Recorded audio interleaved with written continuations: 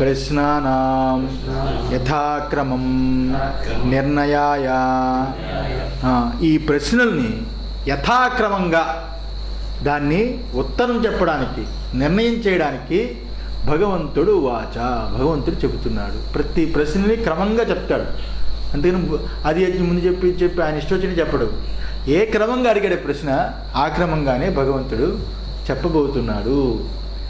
శ్రీ భగవానువాచ అక్షరం బ్రహ్మ పరమం స్వభావో అధ్యాత్మముచ్యతే భూత భావోద్భవకరో విసర్గః కర్మ సంజితః అక్షరం బ్రహ్మ పరమం స్వభావో అధ్యాత్మముచ్యతే భూత భావోద్భవకరో విసర్గః కర్మ సంజితః అక్షరం నాక్షరంతి ఇతి పరమాత్మా.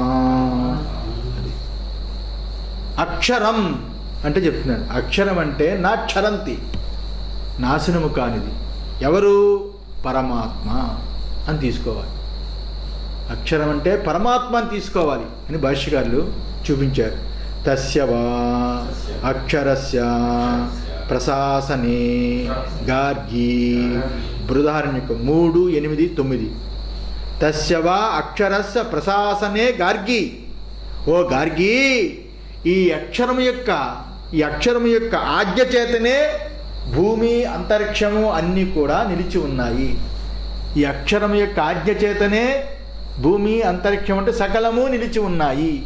ఏ గార్గి అని 3వ అధ్యాయంలో 8వ దాంట్లో 9వ మంత్రము చెప్పబడింది. ప్రశాసనే గార్గి అని శృతి, ఇది శృతే, ఇది శృతి ప్రమాణం. ఓంకారస్య చ ఓం చేకాక్షరం బ్రహ్మ ఇతి పరేణ విశేషణాత్ అగ్రహణం పరమం ఇతి చ నిరతసయే బ్రహ్మణి అక్షరే ఉపపన్నతరం విశేషణం. అలా తీసుకోవాలి మీరు. ఎలా తీసుకోవాలంటే ఓంకారస్య చ ఓమిచ్చేకాక్షరం బ్రహ్మ. ఇక్కడ ఓమిచ్చేకాక్షరం బ్రహ్మ అని ఏదైతే ఉందో అది ఇక్కడ శ్లోకంలో ఉందా? ఓం అనే అక్షరం ఇక్కడ ఎందుకు కోట్ చేశారు అంటే ఇక్కడ ఏం చెప్తారు? ఓంకారస్య చ.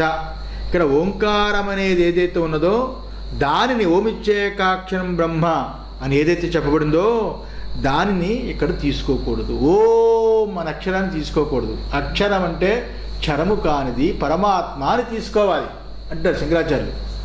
పరమాత్మ అని తీసుకోవాలి. ఇక్కడ ఓమిచ్చేకాక్షరం అంటే అక్కడ బ్రహ్మ అని ఉంది కదా, శృతి కోట్ చేశారు కదా ఆయన. ఇక్కడ అక్షరస్య ప్రశాసనే గార్గ్యని ఆ అక్షరాన్ని తీసుకోవాలి. అక్షరమైన ఆ పరమాత్మ నుండే, పరమాత్మ యందు పరమాత్మ యొక్క ఆజ్ఞ చేత భూమి అంతరిక్షము నిలిచి ఉన్నది. ఆ అక్షరం అంటే పరమాత్మ అని తీసుకోవాలి. అది చెప్పారు ఇక్కడ. అంతే ఓమిచ్చేకాక్షరం బ్రహ్మ కాదు. ఓం అనే అక్షరాన్ని ఇక్కడ తీసుకోకూడదు. ఎందువల్లంటే పరేణ విశేషణాత్, పరం అని ఇక్కడ విశేషం ఉంది. అక్షరం బ్రహ్మ పరమం అని ఉంది కదా, పరమం అని పరేణ విశేషణాత్, పరమం అని విశేషం ఉంది కాబట్టి అక్కడ నామం తీసుకోకూడదు, స్వరూపాన్ని తీసుకోవాలి. పరమాత్మ యొక్క స్వరూపాన్నే తీసుకోవాలి. అగ్రహణం విశేషణాత్ అగ్రహణం, గ్రహించకూడదు, విశేషణాన్ని గ్రహించకూడదు. ఇక్కడ పరమం ఇది చ నిరతసియే. ఇక్కడ పరమం అనేది ఏదైతే ఉన్నదో అదే ఇక్కడ విశేషణం. అది నిరతసియమైన బ్రహ్మణి అక్షరే, అక్షర బ్రహ్మం యందే ఇక్కడ ఉపపన్నతరం విశేషణం. ఇక్కడ ఉపపన్నతరం అంటే సంభవమైనది, యుక్తియుక్తమైనది అని అర్థం. అర్థమైందా? ఈ రకంగా అక్షరం అనే దానినే తీసుకోవాలి. పరమాత్మ యొక్క డైరెక్ట్ నామం తీసుకోవాలి. ఓం అని తీసుకోకూడదు. ఎందుకంటే పరమం అని వాడాడు కదా శ్లోకంలో. ఆ పరమం అనే దాని చేత అక్షరాన్ని తీసుకోకూడదు, పరమాత్మ యొక్క అక్షరాన్నే తీసుకోవాలి. అక్షరం అంటే నాశనం లేనివాడనే తీసుకోవాలి, అంతేగాని నామాక్షరం తీసుకోకూడదు అని చెప్పారు. చెప్పి ఇప్పుడు తస్స ఏవ పరస్య బ్రహ్మణః ప్రతిదేహం ప్రత్యేగాత్మభావః స్వభావః. ఇప్పుడు ఆధ్యాత్మిక విషయాన్ని చెప్తున్నాడు. తస్య ఏవ పరస్య బ్రహ్మణః ప్రతిదేహం ప్రత్యేగాత్మభావం స్వభావః అని. తస్య ఏవ పరస్య, ఆ పరబ్రహ్మం, తస్య ఏవ ఆ పరబ్రహ్మం ఏదైతే ఉన్నదో ఆ పరబ్రహ్మానికి ప్రతిదేహం, ప్రతి దేహం యందు అని, సకల దేహాదులు యందు ప్రత్యేగాత్మభావం స్వభావ. ఈ యొక్క నిర్గుణమైన సర్వవ్యాపకమైన అక్షరస్వరూపుడైన ఏ బ్రహ్మమైతే ఉన్నదో ఆ బ్రహ్మము సకల దేహాదులు యందు ప్రత్యేగాత్మ స్వభావంతో ఉన్నాడు. ప్రత్యేగాత్మ స్వభావంతో ఉన్నాడు. ప్రత్యేగాత్మ స్వభావంతో ఉన్నాడు అని. స్వభావ అధ్యాత్మం ఉచ్యతే. ఆ భావాన్నే ఇక్కడ అధ్యాత్మమని చెప్పబడింది. ప్రత్యేగాత్మగా ఎవడైతే అందరి హృదయాలలో ఆ బ్రహ్మతత్వము జీవుడుగా ప్రత్యేగాత్మగా ఎవడైతే ఉన్నాడో వాడే అధ్యాత్మం. తెలియని వాళ్ళకి జీవుడు, వివేకం కలిగిన వాళ్ళకి ప్రత్యేగాత్మ, అతడే అయ్యున్నాడు. ఇది అధ్యాత్మం. అర్థమైందా? అన్ని దేహాలలో ఆ బ్రహ్మమే అని. ఆత్మానం దేహం అధికృత్య ప్రత్యేగాత్మతయా ప్రవృత్తం పరమార్థ బ్రహ్మావసానం వస్తు స్వభావ అధ్యాత్మం ఉచ్యతే. అధ్యాత్మ శబ్దేన అభిధీయతే. ఆత్మానం, ఆత్మానం అంటే ఆత్మ అంటే ఆత్మనగా దేహం అధికృత్య, దేహాన్ని ఆధారం చేసుకుని ప్రత్యేగాత్మతయా, ప్రత్యేగాత్మ స్వరూపంగా ప్రవృత్తం నిలిచినవాడు. పరమార్థ బ్రహ్మావసానం, పరమార్థమైన బ్రహ్మమే అని చివరికి నిశ్చయమైన వస్తువు అది. ఆ బ్రహ్మ వస్తువు అది వస్తువు యొక్క స్వభావము. బ్రహ్మము వస్తువు యొక్క స్వభావం ఏమిటి? సకల ప్రాణులలో సకల హృదయాలలో ఆధ్యాత్మికమైన ప్రత్యేగాత్మతయ ఆ రకంగా ఉండడం అనేది ఆయన స్వభావమై ఉన్నది, ఆయన స్వరూపమై ఉన్నది అని అర్థం. స్వభావమై ఉన్నది, స్వరూపమై ఉన్నది, సకల దేహాలను ఆధారం చేసుకుని. పదం బాగుందా? అదే తప్పు. సకల దేహాలని ఆధారం చేసుకుని ప్రత్యేగాత్మగా ఉన్నాడు అంటే ఆయనకు ఆధారం కావాల్సి వచ్చింది కదా. దేహమే గొప్పదైంది, ఆయన ఆధేయం అయ్యాడు అంతే కదా. ఆ రెండో మాట మనం గుర్తుంచుకోవాలి. ఆయనే రెండో మాట ఏమన్నాడు? పరమార్థ బ్రహ్మాత్మావసానం వస్తు. ఆయన స్వభావము పరమార్థమైన బ్రహ్మమే అని నిశ్చయం. పరమార్థమైన బ్రహ్మమే అంటే బృహత్వాత్ బ్రహ్మ, సర్వవ్యాపకమైన ఏ బ్రహ్మతత్వం ఏదైతే ఉన్నదో ఆ బ్రహ్మం సర్వవ్యాపకం అంటే ఏమిటి? ముందులో చెప్పారు గార్గిది. ఎందుకు చెప్పాడు మాట? భూమి అంతరిక్షము సర్వము ఆయన ఆజ్ఞ చేతనే నిలిచి ఉన్నది. అంటే భూమి అంతరిక్షము సకల పృథివ్యాధి మొదలుకొని సకల చరాచరాన్ని ఆయన ఆజ్ఞ చేతనే నిలిచి ఉన్నది. అంటే అంతటా ఆయన యందే ఉన్నది, అంతటా ఆయన యందే ఉన్నది. ముందు ఆయన పెద్దగా చూపించాడు. ఆయన మళ్ళా లోపట అందరిలో నిలిచి ఉన్నాడు అని. ఇక్కడ ఆధేయం కాదన, దేహం ఆధారం కాదు. ప్రత్యేగాత్మ రూపకంగా ఆధారంగా కనిపించినప్పటికీ బ్రహ్మరూపకంగా ఆయన లోపట బయట అంతటా ఆయనే ఉన్నవాడు అని తీసుకోవాలి. ఆయనకి శరీరం ఆధారం ఏమిటి? విచారిస్తే శరీరానికి అతనే ఆధారం. మనం ఒప్పించుకున్నాం చూడండి. విచారించకపోతే శరీరంలో ఆయన శరీరం అతనికి ఆధారం అయిపోయింది లోపల ఉన్న ప్రత్యేగాత్మకి. కానీ ముందు పదాన్ని తీసుకుంటే సకల అంతరిక్షానికి భూమికి సర్వానికి ఆయన ఆధారం ఉన్నప్పుడు ఆయన సర్వానికి ఆధారం ఉండి అన్నిటిలో ఆయన ఉన్నాడు.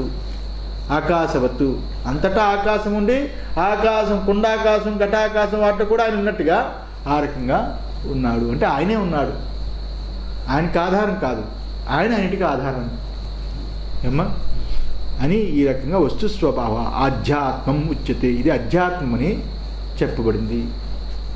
అధ్యాత్మం అని చెప్పబడింది. అధ్యాత్మ శబ్దేన అభిధీయతే, అధ్యాత్మ అనే పేరు చేత, శబ్దము చేత ఈయన పిలువబడుతున్నాడు. గుర్తుంచుకో, ఈ ప్రత్యేగాత్మనే అధ్యాత్మం అనే పేరుతో పిలువబడుతున్నాడు. ఇంత స్టోరీ వద్దు మనకి. ఈ ప్రత్యేగాత్మనే అధ్యాత్మకం అనే పేరుతో పిలువబడుతున్నాడు అని గుర్తుంచుకో అని చెప్పి ఇప్పుడు కర్మ విషయం చెప్తున్నాడు. భూతభావోద్భవకరో భూతానాం భావో భూతభావః తస్య ఉద్భవో భూతభావోద్భవః తం కరోతి ఇతి భూతభావోద్భవకరో భూతవస్తుత్పత్తికరః ఇత్యర్థః. భూతభావోద్భవకర అనే దానికి భాష్యం చెప్తున్నారు. భూతానాం భావః, భూతములు అంటే ప్రాణులు, ప్రాణులు భావః అంటే పుట్టుక. భూతముల యొక్క ప్రాణుల యొక్క పుట్టుక ఉండడం ఏదైతే ఉన్నదో, సర్వభూతములు అంటే సర్వ ప్రాణులు ఉండడం అనేది ఏదైతే ఉన్నదో భూతభావః, అది భూతభావం అని అంటాం. సర్వప్రాణులు నిలిచేది, సర్వప్రాణులు నిలిచేది ఏదైతే ఉన్నదో అది భూతభావం. తస్య ఉద్భవః, దాని యొక్క పుట్టుకని ఏదైతే ఉందో అది భూతభావ ఉద్భవః, అదే భూతభావోద్భవకరౌ అని అర్థం. కరక ఇంకా చెప్పలేదు. భూతము అంటే ప్రాణులు, భావము అంటే నిలవడము, అలాగే ఉద్భవం అంటే పుట్టుక. అవి నిలవడానికి పుట్టడానికి, ప్రాణులు నిలవడానికి పుట్టడానికి చెబుతూ తం కరోతి ఇది భూతభావోద్భవకరౌ, అవి దానిని ఆ యొక్క నిలవడానికి అలాగే పుట్టడానికి ఆ రెండిటిని వాటిని కలగచేయడానికి, కరోతి అంటే కలగచేయడం ఏదైతే ఉందో అది భూతభావోద్భవకరో అని చెప్పబడింది. అంటే సకల ప్రాణులు నిలవడానికి ఆ రకంగానే అక్కడ పుట్టడానికి ఈ రెండిటికి ఏదైతే చేస్తున్నదో కారణమై ఉన్నదో అది భూతభావోద్భవకరో అని. భూతవస్తు ఉత్పత్తికర అంటే సకల ప్రాణులకి ఉత్పత్తి చేయనది అని అర్థం. సకల ప్రాణులు ఉత్పత్తి చేయనది అని అర్థం. ఏది ఉత్పత్తి అయిందో నిలుస్తుంది కదా, ఏది నిలిచిందో అది ఆయన యొక్క కృపయే, ఆయన యొక్క చైతన్యమే కదా అని ఇక్కడ అర్థం. ఇత్యర్థ. విసర్గో విసర్జనం దేవతోద్దేశేన చరు పురోడాసాదేహే ద్రవ్యస్య పరిత్యాగః స ఏష విసర్గలక్షణః యజ్ఞః కర్మసంజితః. విసర్గో అంటున్నాడు. విసర్గో అంటే విసర్జనం, అంటే విసర్జనం అంటే విసిరియడం కాదు, వదిలిపెట్టడం అని అర్థం. తెలుగులో విసిరియడం, విసర్జన వదిలియడం కాదు, వదిలిపెట్టడం. ఏమిటి వదిలిపెట్టడం? దేవతోద్దేశేన దేవతలను ఉద్దేశించి చరు పురోడాసాది అంటే ఏమిటిరా?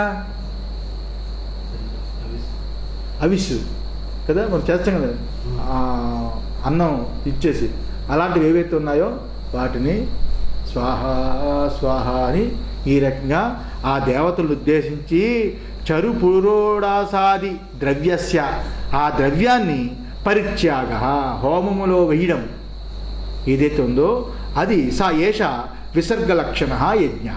ఆ లక్షణంతో కూడుకున్న ఆ వదిలిపెట్టడం అనే ఆ పరిత్యాగంతో కూడుకునే లక్షణం ఏదైతే ఉందో అది యజ్ఞము.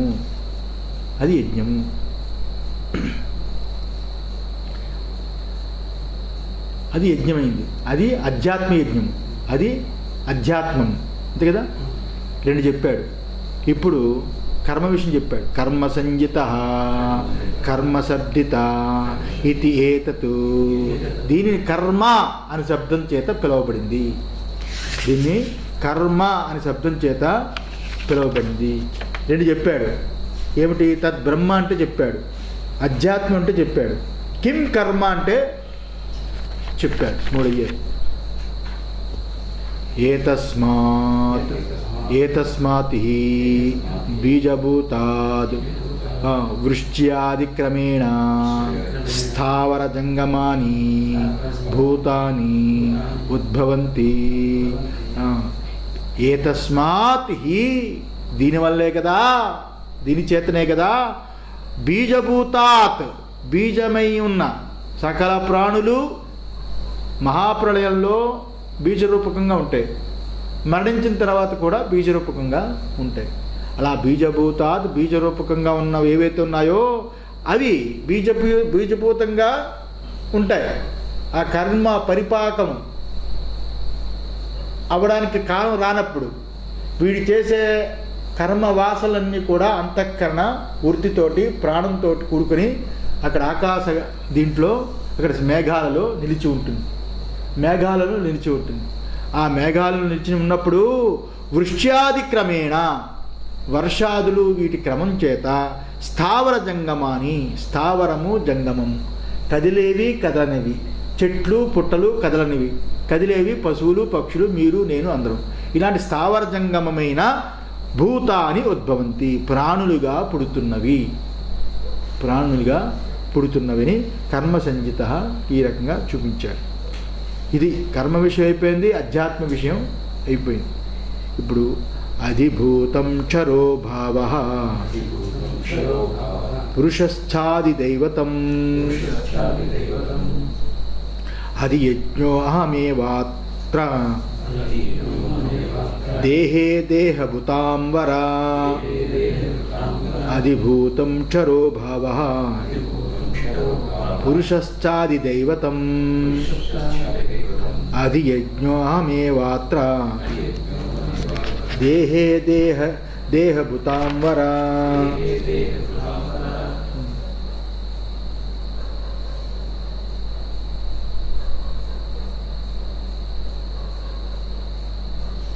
అది 8-13 శ్లోకం చూడు ఒకసారి ఆపరా.